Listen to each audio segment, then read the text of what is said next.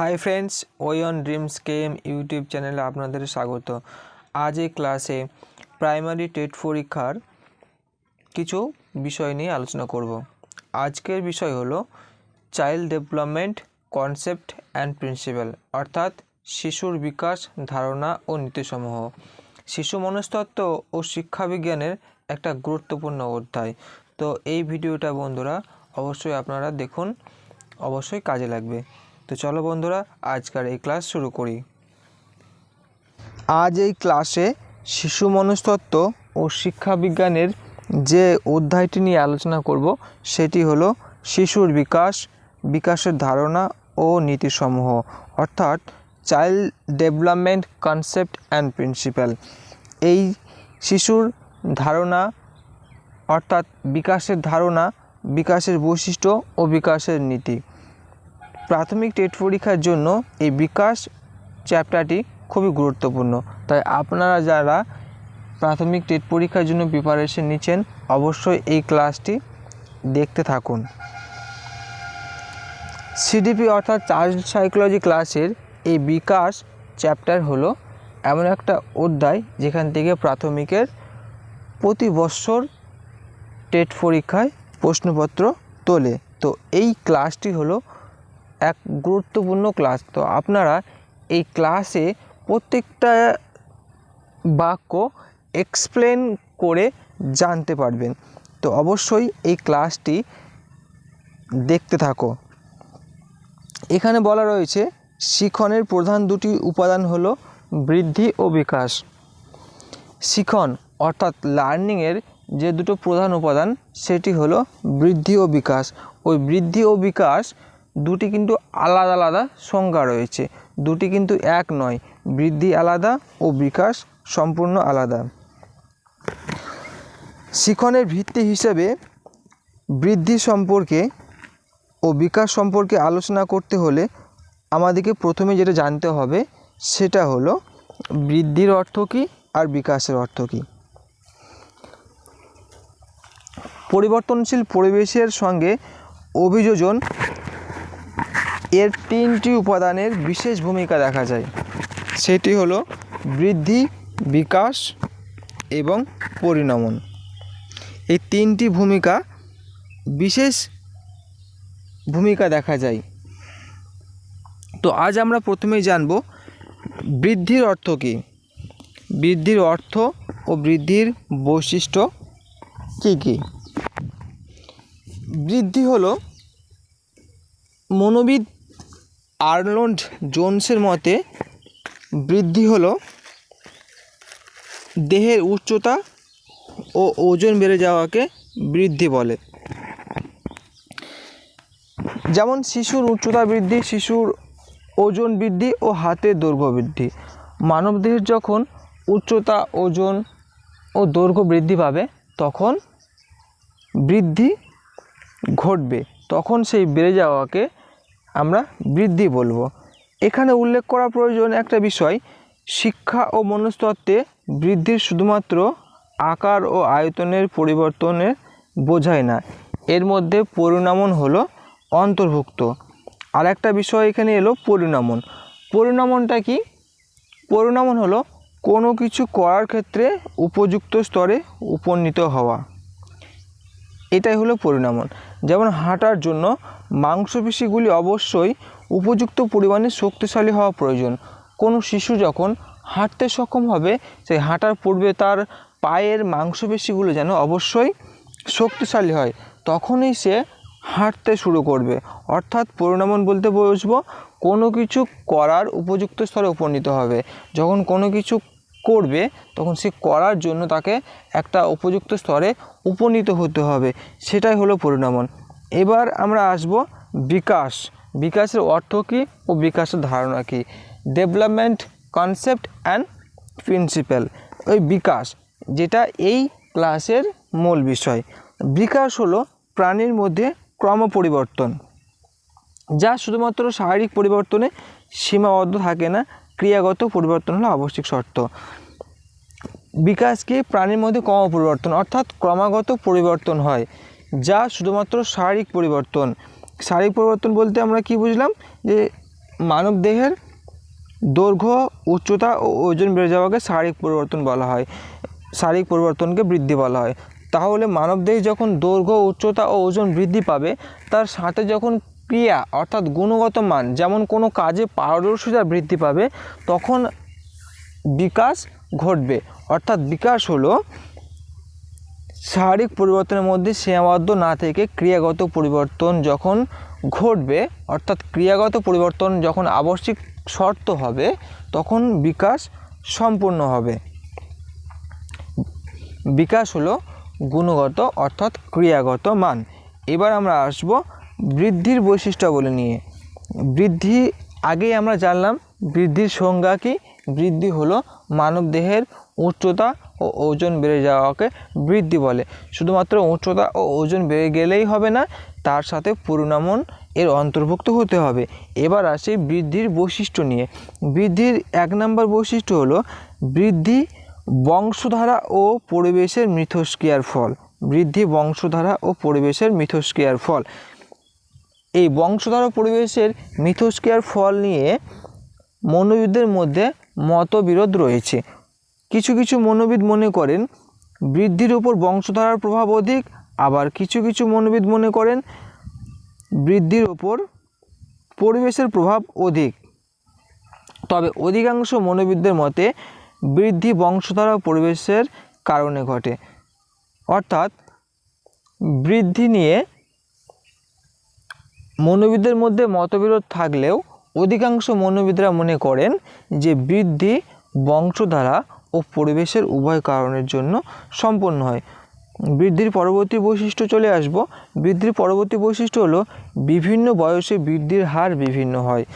যেমন কোনো একটা শিশু বিভিন্ন বয়সে যখন উপনীত হবে, অর্থাৎ বিভিন্ন বয়সে যখন আসবে, তখন তার বৃদ্ধির হারটা বিভিন্ন হবে। এই বিষয়ে মনোবিদ এইচ.ভি. মেরেডিথ একজন মনোবিদ, তিনি এই বৃদ্ধির হারের ওপর লম্ব অধ্যয়ন পদ্ধতি পর্যবেক্ষণ করে দেখেছেন যে বৃদ্ধির হার বিভিন্ন বয়সে বিভিন্ন হয়। যেমন কোনো সময় বৃদ্ধির হার দ্রুত বৃদ্ধি পাবে, আবার কোনো কোনো সময় বৃদ্ধির হার হ্রাস পাবে, আবার কোনো কোনো সময় বৃদ্ধি পাবে। এইভাবে বৃদ্ধির হার বিভিন্ন বয়সে বিভিন্ন হয়। বৃদ্ধির হার বিভিন্ন বয়সে বিভিন্ন হয় সেই বৈশিষ্ট্যের মধ্যে হলো, যেমন শিশুর জন্ম থেকে 2-2.5 বছর পর্যন্ত বৃদ্ধির হার খুব দ্রুত হারে বৃদ্ধি পায়। একটা শিশু যখন জন্মগ্রহণ করে, তখন জন্ম থেকে 2-2.5 বছর পর্যন্ত বৃদ্ধির হার খুব দ্রুত বৃদ্ধি হয়। তারপর 2-2.5 বছর পর থেকে বয়স সন্ধিক্ষণের 2 বছর পুরো পর্যন্ত বৃদ্ধির হার হ্রাস পায়। যখন শিশুর বয়স 2.5 বছর পর থেকে যখন বয়স সন্ধিক্ষণ শুরু হয়, ওই বয়স সন্ধিক্ষণের পূর্ব পর্যন্ত বৃদ্ধির হার আবার হ্রাস পেয়ে থাকে। তো 3 নম্বর বৈশিষ্ট্য, বয়স সন্ধিক্ষণের কিছু পর থেকেই যখন কোনো শিশুর বা কোনো ব্যক্তির বয়স সন্ধিক্ষণ শুরু হয়, তখন বয়স সন্ধিক্ষণের পর থেকে আবার কিন্তু বৃদ্ধির হার দ্রুতরাই বৃদ্ধি পায়। তো এবার বৃদ্ধির যে বৈশিষ্ট্য আলোচনা করব সেটি হলো বৃদ্ধি ও অনুশীলন। বৃদ্ধির উপর অনুশীলনের প্রভাব সম্পর্কিত একাধিক পরীক্ষা করে ধনাত্মক প্রভাবের প্রমাণ পাওয়া গেছে। উপযুক্ত বৃদ্ধির জন্য শিক্ষকগণ বিভিন্ন কর্মসূচির মধ্য দিয়ে শিক্ষার্থীদের অনুষ্ঠানের ব্যবস্থা করবেন। অর্থাৎ বৃদ্ধির উপর যে অনুশীলনের প্রভাব রয়েছে, একাধিক পরীক্ষা করে তার ধনাত্মক প্রভাব বা প্রমাণ পাওয়া গেছে। তাই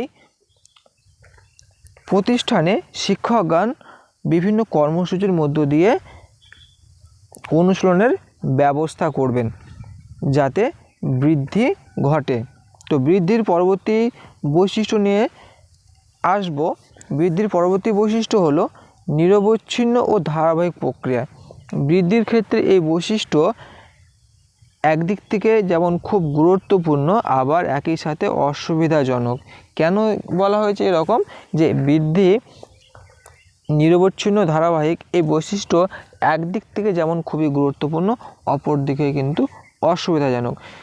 শিশুর বৃদ্ধি নিরবিচ্ছিন্ন ঘটে, বয়স ভেদে বৃদ্ধির হারে পরিবর্তন ঘটতে পারে, কিন্তু কোনো বয়সে থেমে গিয়ে আবার শুরু হয় এমনটি ঘটে না। তাই বৃদ্ধির ক্ষেত্রে ধারাবাহিক ও নিরবিচ্ছিন্ন সত্য, এটা হলো একটা অন্যতম বৈশিষ্ট্য। এবার আমরা আলোচনা করব বিকাশের বৈশিষ্ট্য ও নীতিসমূহ নিয়ে, যেটা এই ক্লাসের আলোচ্য বিষয়। বিকাশের বৈশিষ্ট্য ও নীতিসমূহ, ডেভেলপমেন্ট কনসেপ্ট অ্যান্ড প্রিন্সিপাল। বিকাশ, যে বিকাশ এর প্রথম বৈশিষ্ট্য হলো শিখনের ফলে বিকাশ ঘটে। শিখন, যেটা শিখন আমরা অপর কোনো একটা ক্লাসে শিখন নিয়ে আলোচনা করব, তবু শিখন সম্পর্কে বলে রাখি, শিখন হলো এক কথায় আচরণের পরিবর্তন। তো এই মনোবিদ বেয়ারের মতে আচরণের পরিবর্তনের ফলে বিকাশ ঘটে। এবার আমরা আসব, বিকাশ হলো সংশ্লেষণ। বিকাশের দ্বিতীয় বৈশিষ্ট্য কি? বিকাশ হলো সংশ্লেষণ। কোনো মনোবিদ বিকাশকে পরিণমন বা শিখনের ফল হিসাবে বিবেচনা করতে অস্বীকার করেছেন। কোনো মনোবিদ বিকাশকে পরিণমন বা শিখনের ফল হিসাবে স্বীকার করতে বা বিবেচনা করতে অস্বীকার করেছেন। তাদের মতে এই দুই ব্যাখ্যায় বিকাশকে নিষ্ক্রিয় প্রক্রিয়া হিসেবে দেখা গিয়েছে।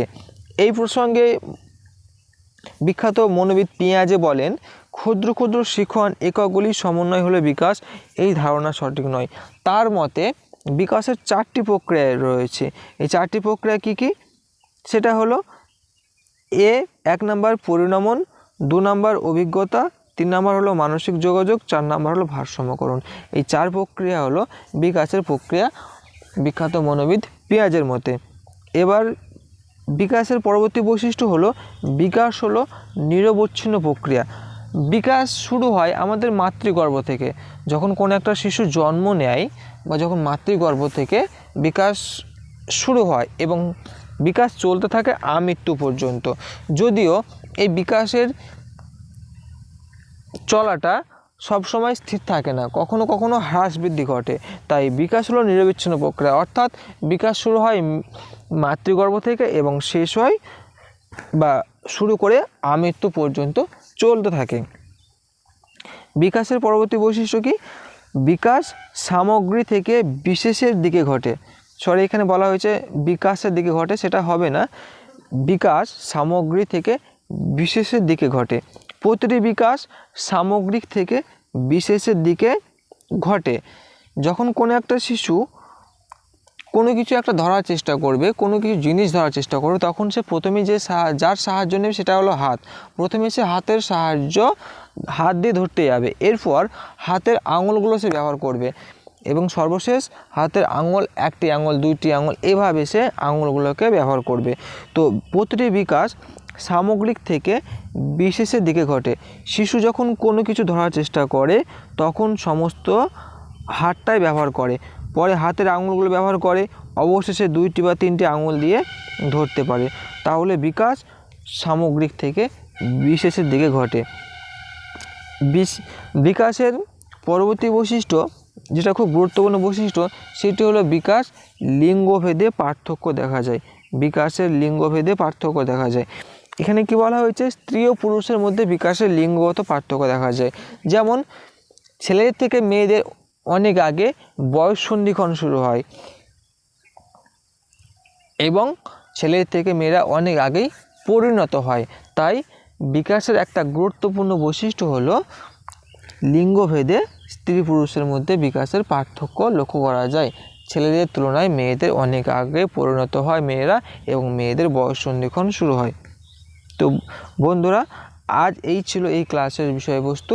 আবার এই সিডিপি ক্লাস নিয়ে পরবর্তী কোনো ভিডিও নিয়ে আপনাদের কাছে আবার চলে আসব।